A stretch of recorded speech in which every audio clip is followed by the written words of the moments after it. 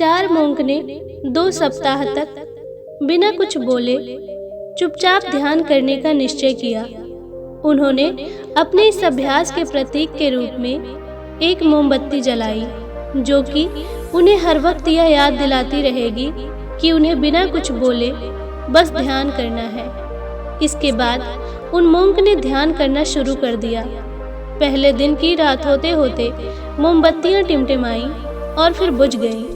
यह देखते ही पहले मोंक ने कहा, अरे नहीं, यह मोमबत्ती तो बुझ गई।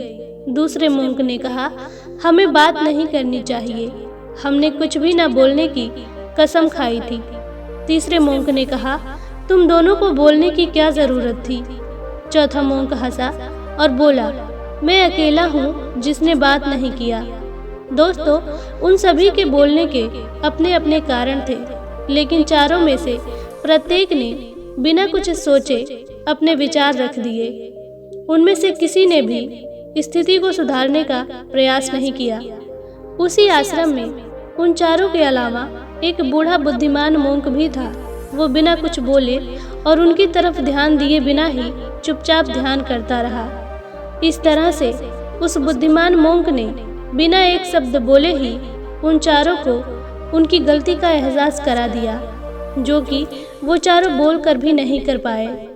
बिना सोचे समझे और ज़रूरत से अधिक बोलने पर हमें खुद ही लोगों के सामने शर्मिंदा होना पड़ता है।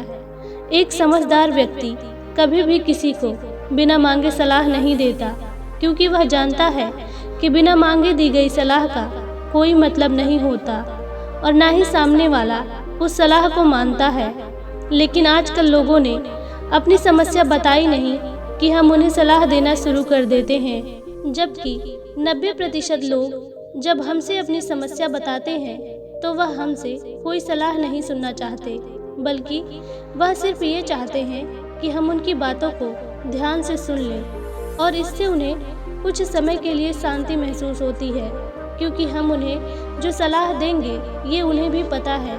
हर इंसान को पता होता है कि क्या सही है और क्या गलत। इसलिए जब अगली बार आपसे कोई अपनी समस्या बताए तो बस उसकी बातों को ध्यान से सुनें, उसे सलाह देना ना शुरू कर दें जब तक कि उसने मांगी ना हो।